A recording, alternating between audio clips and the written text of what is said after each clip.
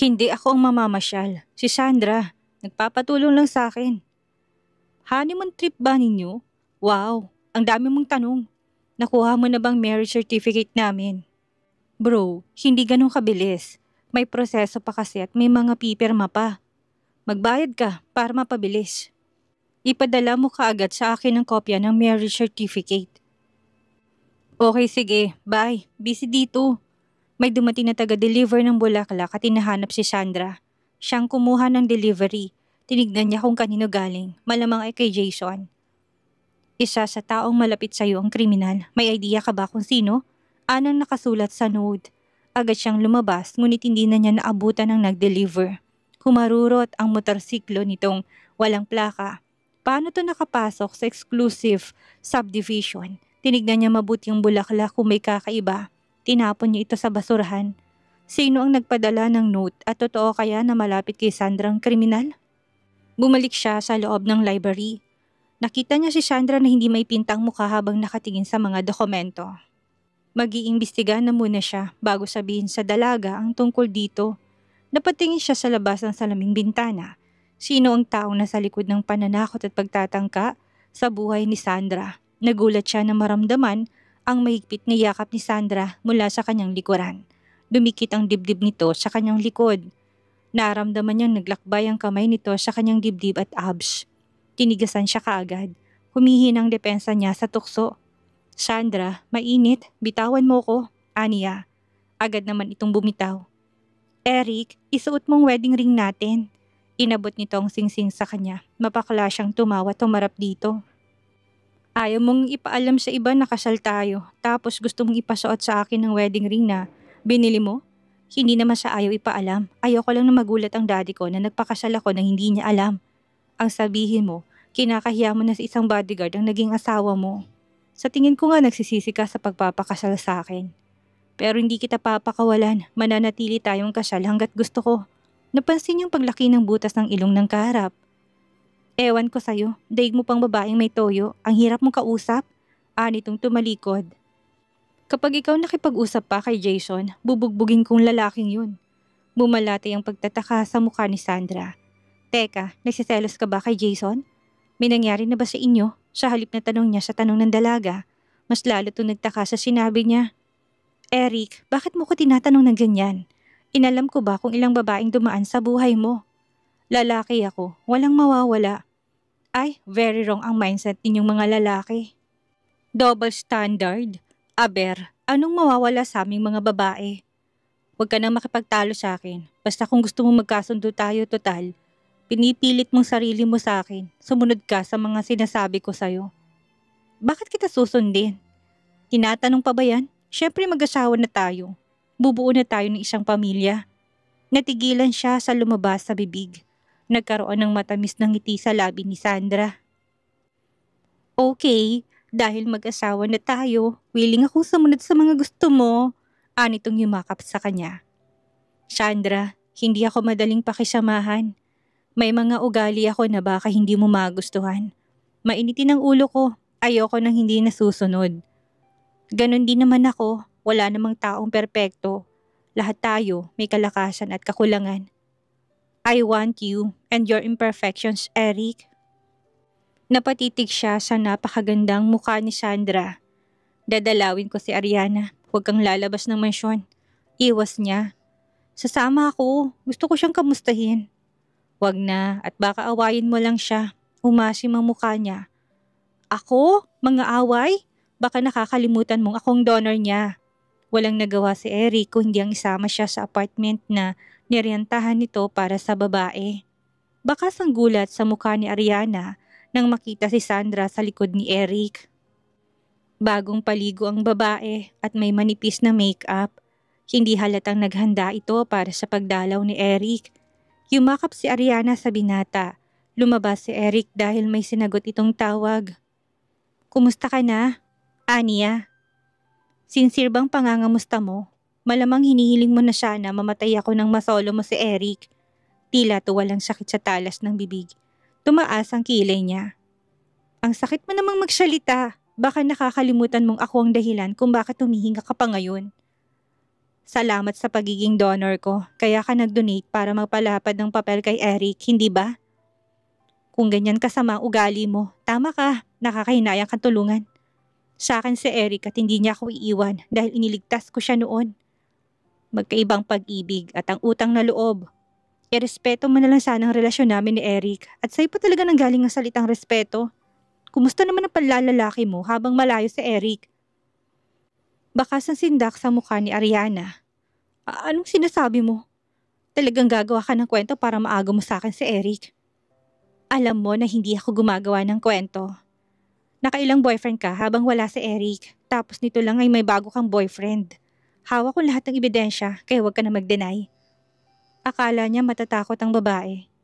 E di sabihin mo sa kanya, tingnan natin kung papaniwalaan ka niya. Bago lang kayo magkakilala, kami ay napakatagal na. Oo, nakikipag-boyfriend ako sa iba. May pangako naman kaming dalawa na magpapakasal.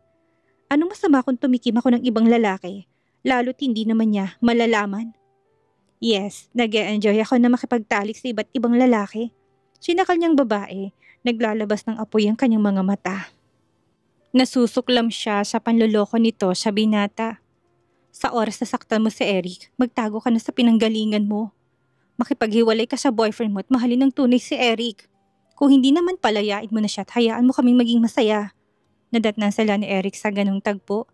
Biglang bumulang halik ng iyak si Ariana. Nabitawan niyang babae. Tinulak siya ni Eric. Sandra, anong ginagawa mo? Tila kulog ang boses ni Eric. Natauhan siya sa pagkakamaling nagawa na patulan si Ariana. Mas lumakas ang iyak nito. Niyakap ito ni Eric, tila sinaksak ang puso niya. Na walang pagsisisi niya ng gumising babae sa kanya. Nakita niyang kamay nitong nakataas ang middle finger. Hindi siya nakapagpigil at sinabunutan niya to. Inawat siya ni Eric at napahigpit ang pagkakahawak ng kamay nito sa kanyang braso. Hinarap siya ni Eric at hinila palabas ng apartment. Humingi ka ng dispensa kay Ariana. May sakit yung tao tapos sinakal at sinabunutan mo? Anong klase kang tao? Magpapaliwanag ako, hindi ko. Shut up! Mag-sorry ka, sigaw nito. Hindi siya makapaniwalang siya pang masama sa pagnanais na ipagtanggol ang binata. No way! Wala akong kasalanan! Hiyaw niya. Ayaw siya pakinggan ni Eric. Wala kang kasalanan? Kitang-kita kong pagiging maldita mo. Never ako mag-apologize sa babaeng yan. Umuwi na tayo. Wala silang imigan sa loob ng sasakyan. Masama ang loob niya. Lumabas siya ng kwarto at nagdala ng wine sa garden. Naglatag siya ng blanket. Naupo siya at nagsimulang uminom ng alak. Bakit ka umiinom? Pumasok ka na sa loob ng bahay. Ani Eric na hindi niya namalayang nakalapit na pala sa kanya. Go away. Gusto ko mapag-isa. Ani ang walang pwersang tinig. Napapagod na siya, ngunit tumabi si Eric, nakishare to sa pag-inom niya ng wine sa bote. Kumuha ka nga ng sayo. Leave me alone. Kapag naubos na natin yan, papasok na tayo sa ayaw at sa gusto mo. Humiga na siya ng tuluyan sa nakalatag na blanket. Masarap pagmasdan ng kalangitan kahit na madalang ang bituin na parang pabagsak ang ulan. Kinuha ni Eric ang kamay niya tinalikan. Agad niyang binawi ang kamay, naiinis siya dahil kinampihan nito si Ariana. Humiga din ito sa kanyang tabi, kinuha ang ulo niya at inunan sa braso nito. Hinalikan ng binatang kanyang buhok, noo, pisngi, ilong at labi. Nalusaw ang anumang pagtutol niya, may nadinig silang mga yabag. May padating na ilang security, bahagya niya sinipa si Eric. Hindi naman ito kita dahil mataas ang bintana. May kailangan po ba kayo? Gusto po ba ninyo na ikuha ko kayo ng payong? Hindi na, umalis na kayo. Nag-e-enjoy akong panoorin ng ulan. Hinampas niya ito ng makalayo ng mga tauhan. This is it, good vibe virginity niya siya. Magkahalong kaba at excitement ang bumalot sa puso niya. May nalalaman pa siyang South Korea at Iceland. Dito lang pala sa bakuran niya isusuko ang bataan. Tulala siya na may ngiti sa labi. Ganap na siyang babae sa piling ng lalaking pinakamamahal. Naunang nagising si Eric, nakita niyang tulog pa si Sandra sa kanyang tabi. Agad siyang napabalikwas. Nagpunta siya ng banyo. Shit, napamura siya. Ilang beses niyang inangkin si Sandra at hindi siya gumamit ng kondom. Sa kauna-unahang pagkakataon na hindi siya nagkondom. Palagi siyang alisto sa mga ganitong pagkakataon. Naghilamos siya ng tubig mula sa gripo. Isa pang problema ay siyang nakauna kay Sandra. Malamang ipapabugbog siya ng daddy nito. Masaya siya na siyang unang lalaki sa buhay nito. Ngunit naging mas komplikadong lahat. Akala niya ay laro lamang ito. Napasandal siya sa pinto ng banyo, natitiyak niyang gulo ang hatid ng paglapit niya kay Sandra. Dapat niya nang putulin. Paano kung mabuntis niya ito? Eric, nandiyan ka ba sa loob? Anak ng. Nadinig pa lamang niyang boses ni Sandra ay tumatayo na kagad ang alaga niya. Kailangan niyang magpakatatag at sabihin kay Sandra na hindi na mauulit ang pagkakamaling nagawa nila kagabi. Bago pa mas lumala ang sitwasyon, binuksan niyang pinto. Nakapanti at bra lang si Sandra, niyakap niya ito at siniin lang halik. Lumaban ng maalab na halik ang dalaga. Wait, maliligo lang ako, anito. Wag na, mabilis lang ito. Eric, pwede ba bukas naman? Mahapdi na kasi, nakailang beses tayo kagabi. Natawa siya sa sinabi ni Sandra at higit sa lahat ay pinagtatawanan niyang sarili. Paano niya ititigil ang kahibangan at pagkakamaling pakialaman nito? Last lamang ang nararamdaman niya para kay Sandra, imposibleng pag-ibig to. Mga ilang beses pa ng pag-angkin niya kay Sandra ay magsasawa din siya, kagaya na naging karanasan niya sa ibang babae. Hindi niya tipo ang mga kagaya nito at isa pa, may hinihintay siya. Naniniwala siyang makikita pa rin sila ng batang babae na may-ari ng locket na hawak niya. Matapos lang ang kaso ni Sandra ay puspusan ng paghahanap na gagawin niya sa babae. Total kahit paano'y may maipagmamalaki na siya dito. Hindi siya mahihiyang humarap at mag-alok ng kasal. Yumakap si Sandra sa kanya. Tinatamad akong pumasok. Ipapaalala ko lang, ikaw ng bagong CEO kaya dapat na magbigay ka ng magandang halimbawa sa mga empleyado mo. Hindi ako makalakad ng maayos. Mahapdi siya, promise. Paano laki niyang? Hindi na nito naituloy ang sasabihin nang lumapat ang labi niya sa mga labi ng dalaga. Nakangiti si Sandra kahit pabahagyang makirot ang ibabang bahagi ng katawan. Namula ang kanyang pisngi nang maalala ang pag-angkin ni Eric sa kanya. Ano to? Ani ang tinignan ng hawak na papel ng binata. Ayaw niyang abutin dahil baka kung anong nakasulat. Kasunduan yan. Dahil officially nag-umpisa ng pagiging bed body natin kagabi, kailangan nating maging malinaw sa mga bagay-bagay. Kinuha niya ang papel. Mga kondisyon to ng lalaki. Akala niya simula ng maganda nilang pagtitinginan ni Eric, nagkakamali pala siya. Mag-asawa naman tayo kaya hindi natin kailangan ng kasunduan. Ayaw ko ng drama sa sandaling maghiwalay tayo. Sumunod na lang tayo sa kagustuhan ng isa't isa. Pinapirma mo din ako sa kasunduan sa sapilitang kasal kaya wala akong nakikitang dahilan para hindi mo to pirmahan. Maaari ka din gumawa ng sayo't pipirmahan ko. Hindi na kailangan, ani ang pinirmahan ng mabilisang papel na hindi na binasa ang nakasulat. Bakit hindi mo muna binasa? Saka ko nalang babasahin. Busy ako. Binalik niya ng atensyon sa mga dokumentong kailangan niyang pag-aralan. Bakit siya nasasaktan? Alam naman niya na hindi permanente sa buhay niya si Eric. She will just enjoy while it lasts. Tumingin siya sa mga mata nito. Kung ano man ang gusto mo, ay susundin ko. Tumayo siya upang ayusin ang kwelyo ng polo shirt ng binata. Napansin niyang gumalaw ang Adam's apple nito. Para lang malinaw, number 1 rule ko. Ayoko makikipagrelasyon ka sa ibang lalaki habang hindi pa natin tinatapos ang kasunduan natin. Tumango siya at hinaplos ang dibdib ng binata. Number 2, hindi tayo magkakaanak. It means we will use protection. Bakit? Hindi mo ba gustong magkaroon ng anak? Gusto, hindi lang ngayon at hindi sa'yo. Naglalaro lamang tayo, hindi ba? Tagos hanggang buto ang sakit na sinabi ni Eric, ngunit ayaw niyang takutin sa responsibilidad ang binata. Oo naman, kahit ako hindi pa rin handang maging isang ina.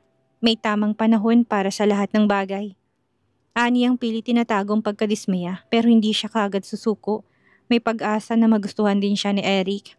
Ipapakita niyang pagmamahal niya dito. Madilim ang masikip na iskinita. Alam ni Christine na kanina pa may sumusunod sa kanya. Dahil miyembro siya ng secret agency, kaya hindi na bago sa kanyang mga ganitong pangyayari. Lalabanan niya ang kung sino man na sumusunod sa kanya. Kinapa niyang patalim sa bag, gagamitin niya ito kapag nagkagipitan na. Nagkubli siya sa abandonadong bahay, hinablot niya ang taong sumusunod sa kanya. Sinuntok niya ito sa muka, sa pulang sumusunod sa kanya. Susuntukin pa niya ulit kaya binabawan niya ito. Wait, grabe ka naman, si Brian to. Agad niyang binitawan ng lalaki tila na paso. Kaso, hinablot siya nito kaya bumagsak siya sa ibabaw ni Brian at ikinulong siya sa mga bisig nito. Gotcha, nahuli din kita. Mabilis siyang tumayo. Ngunit nahablot nitong pulsuhan niya. Nasa ng bag na ninakaw mo na kawatan ka. Ibalik mo sa akin kung ayaw mong ipapulis kita. Hindi siya kumibo at nagpumiglas. Ang shoulder bag naman niyang dalang pinunterya nito. Nag-agawan sila sa bag, ngunit tigit na mas malakas ang binata. Nakuha nitong bag at binuksan ang loob. Nakita nitong folder kung saan nakalagay ang dokumento ng kasal nila Sandra at Eric. Pinahirapan mo pa ako sa pagsunod sa'yo. Tinangka niyang kuhanin ng bag. Makikita sila ni Sandra ngayon. Malalagot siya sa kaibigan. Ibigay mo sa akin yan. Gusto kong mabawi ito. Isilipod me again. Anito na may pilong ngiti. Gago, isang malaking pagkakamali ang nagawa ko at hindi ko na uulitin. Kaso may lalaking humablot sa bag niya. Mabilis na walang magnanakaw at nilamon to ng dilim. Hinabol nilang dalawa ang tumakay ng bag niya. Kailangan niyang mabawi ang mga papeles ng kasal ng kaibigan. Nakatanggap si Sandra ng message mula kay Christine na nagkaroon to ng emergency kaya hindi makakapunta sa usapan nila. Umuwi na siya ng bahay. Walang kibo si Eric sa kanyang tabi. May kachat ito. Lumaki ang butas ng ilong niya. Pagkahatid ko sa'yo, pupuntahan ko si Ariana. Nainip na siya sa bahay kaya nagpapasamang mamasyal. Hindi siya kumibo. Umusok ang bunbunan niya. Baka pupuntahan mo si Jason sa mansyon. Sabi ng binata, nagpangtingan tenga niya pero ayaw niyang mang-away. Good idea. Sige, papupuntahin ko siya. Kinuha niya ang cellphone na kagad hinablot ni Eric. Basahin mong mabuting kasunduan na pinirmahan mo kanina. Ayoko nang may kahate. Ako din, ayoko nang may kahate. Hiyaw niya. Napatingin sa kanilang driver. Nawala ng kibo si Eric. Pinilit niyang kumalma. Wala naman siyang karapatang magselos. Diretso siya sa kwarto niya at hindi na naghapunan pagdating sa mansyon. Nag-shower siya at nagbihis. Patuloy pa rin na kinakain ng selos ang puso niya. Makikita sina Eric at Ariana. Nagsalin siya ng wine sa baso tila tubig na inom ito. 1, 2, 3. Putik, ayaw mamanhid ang pakiramdam niya. 4, 5 baso. Sandra, aalis na ako. May dagdag na security kaya huwag kang mag-alala. Ani Eric na sumungaw sa pinto. Walang tugon mula sa kanya. Pumasok to sa loob ng kwarto. Bakit ka umiinom? Inagaw nitong basong tutunggain pa sana niya. Tinulak niya ito't nagtalukbong siya ng kumot. Nadinig niyang marahang pagsara ng pintuan ng kanyang kwarto. Naiinis ako. Sumigaw siya sa inis. Nasasaktan siya at hindi niya alam kung hanggang saan o hanggang kailan niya kakayanin. Hindi na ako aalis. Anang barito ng boses ni Eric. Napapitlag siya, humigato sa kanyang tabi. Naramdaman niyang kamay nito sa kanyang bewang. Kumain na muna tayo bago matulog. Ano gusto mong kainin? Magpapaluto ako. Umiling lamang siya. Napayakap siya ng mahigpit sa binata. Pinigil niya sariling mapaluha. Napayapa din sa wakas ang kanyang damdamin nang makulong sa mga bisig ni Eric. Ayoko may titingin sa yung iba o may titignan kang ibang babae. Ani ang nahihilo na sa tama ng alak. Bahagya siyang bumangon. Kailangan mamarkahan kita. Sumubsob siya sa leeg ni Eric. At kinagat ito upang gumawa ng kiss mark. Aray, bakit mo ko kinagat? Kiss mark yon para alam nilang may nagmamay-ari na sayo. Napatingalan na lamang siya sa kisame. Napayakap siya kay Eric. Huwag kang umalis. Huwag mo kong iwan. Ani ang may namumuong luha sa mata. Kahit kailan hindi pa siya naging ganito kanidi at clingy sa isang tao. Nakakatakot pala. Paano kung aalis na si Eric sa buhay niya? Paano niya harapin ang bawat araw na wala na ito? Dumalo sila ni Eric sa isang conference. Kinailangan niyang magsuot ng turtleneck sa chikinining, gawa ng binata. Mainam na lamang at maagang natapos.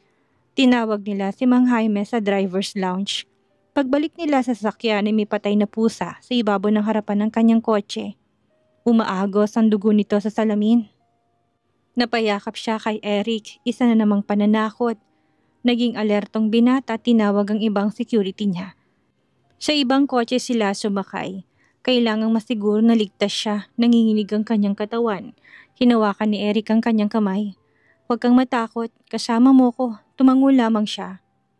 Eric, may nagbigay sa akin ng note kasabay ng pagbili ko ng bulaklak. Sabi sa note na mag-ingat ako dahil malapit lang sa akin ang taong gustong magpapatay sa akin. May kinuha si wallet si Eric. Ganito ba ang sulat kamay? May nagpadala sa'yo sa mansyon at akong nakatanggap. Anito nilabas ang isa pang note.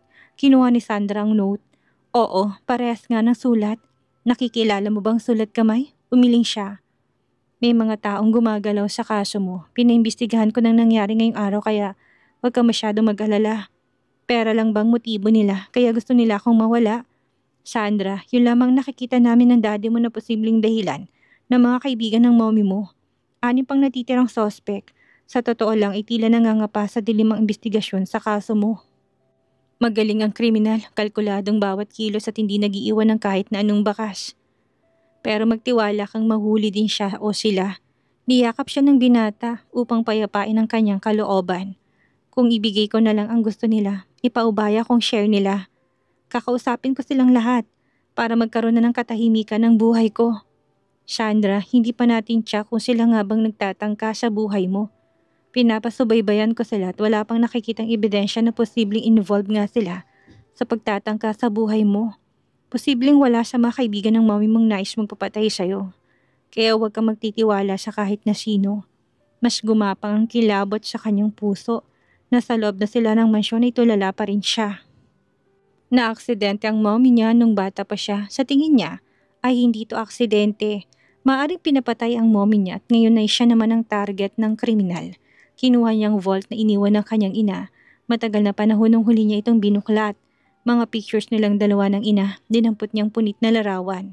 Kuha ito ng kanyang ina siyang sanggol, palamang at sa tingin niya ay larawan ng kanyang amang nawawalang bahagi.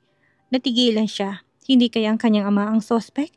Hindi pa niya ito nakikita kahit kailan. Binuklat niyang ilang sulat mula sa ina. Nalaki ang mga mata niya. Nakita niyang sulat kamay na nasa hawak ng papel ay kaparehas ng handwritten na nasa note kasama ng mga bulaklak. Mahilig ang kanyang ina sa mga bulaklak. Imposibleng sulat kamay ito ng ina dahil matagal na itong yumao. Kinuha niyang note sa bulsa. Pareho talaga. Kanino galing ang note?